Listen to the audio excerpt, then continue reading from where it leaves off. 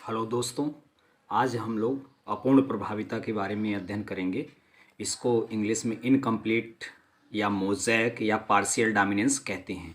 इसकी परिभाषा अगर देखी जाए तो ये किताबी परिभाषा से हट करके एक साधारण परिभाषा हम आपको बताते हैं कि अगर दो विपर्यासी गुणों को धारण करने वाले दो शुद्ध नस्ल के पौधों के बीच में अगर संकरण कराया जाता है तो प्रथम पीढ़ी में दोनों जनकों के विपरीत मध्यवर्ती लक्षण अगर परिलक्षित होता है तो उसको अपूर्ण प्रभाविता कहते हैं। अर्थात दोनों जनक जो हैं, एक प्रभावी गुण धारण किए हुए शुद्ध नस्ल का पौधा है, एक अप्रभावी गुण धारण किए हुए शुद्ध नस्ल का पौधा है, और दोनों के बीच में संकरण कराने पर मेंडल के लॉ ऑफ डोमिनेंस के अनुसार, प्रभाविता के नियम के अनुसार जो प्रभावी लक्षण है वो प्रथम पीढ़ी में आना चाहिए। लेकिन ऐसा न होकर के मध्यवर्ती लक्षण आता है तो उसको अपूर्ण प्रभाविता कहते हैं।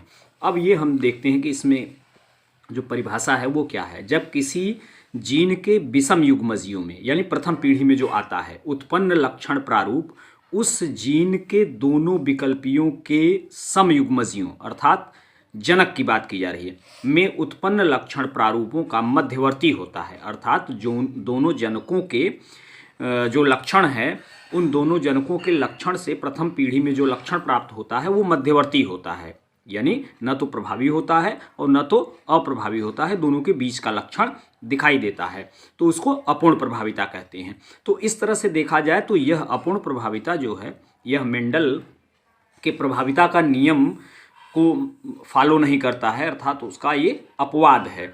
इसके खोजकर्ता जो थे वो कार्ल कोरेंस थे। इन्होंने गुलाब बांस, जिसको कि फोरोक्लाक या मिराबिलिस जलापा इसका बॉटनिकल नेम है, इस पौधे में, और एक स्वान पुष्प जिसको कि डार्क फ्लावर या स्नैप ड्रैगन कहते हैं, इसका जो है बॉटनिकल नेम है एंटीराहाइनस मैजस, इसमें खोजा था। और क्या प्रयोग किया था इसको हम बताते हैं आपको।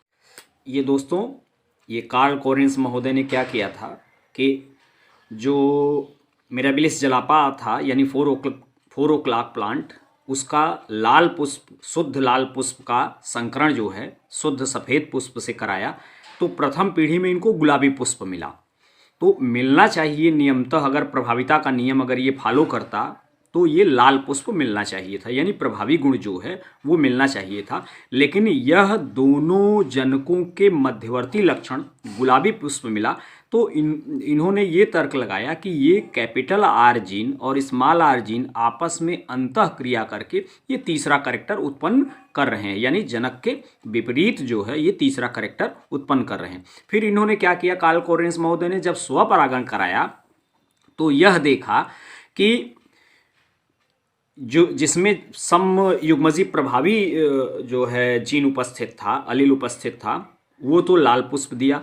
लेकिन जहाँ जहाँ पे विषम युग्मजी अवस्था में जीन था वहाँ वहाँ पे गुलाबी पुष्प पाया, और जहाँ पे समयुग्मजी अप्रभावी अलील था वहाँ पे क्या हो गया, सफ़ेद पुष्प हो गया। तो इस तरह से आप देख सकते हैं कि इसका मतलब यह हुआ कि capital R small R gene जहाँ जहाँ पे रहेंगे वो गुलाबी पुष्प को देंगे, यानी तीसरा कैरेक्टर, ये दोनों अंतः क्रिया करके ये तीसरा कैरेक्टर उत्पन्न करते हैं।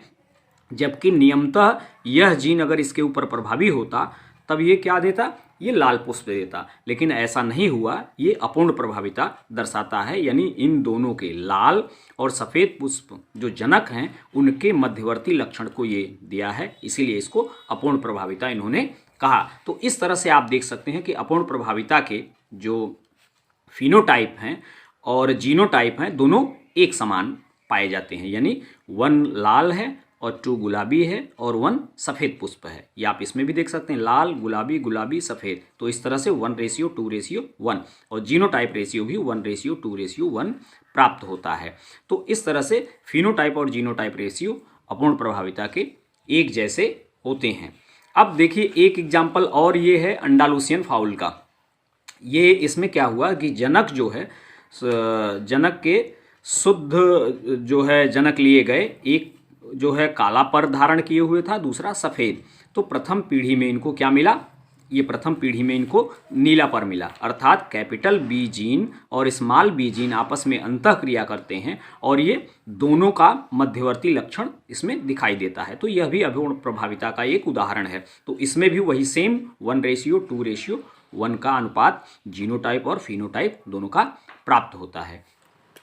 इस तरह से दोस्तों आप देख सकते हैं कि दो विपर्यासी गुणों के शुद्ध नस्ल के पौधों के बीच में अगर संकरण कराया जाता है तो प्रथम पीढ़ी में दोनों जनकों के विपरीत दोनों जनकों का मध्यवर्ती लक्षण दिखाई देता है। इसी को अपूर्ण प्रभाविता कहते हैं। इसको कार्ल कोरेंस महोदय ने जो है गुलाब बांस और स्वान पुष्प में इसको बताया था। मेरा वीडियो देखने के लिए आपको बहुत बहुत धन्यवाद।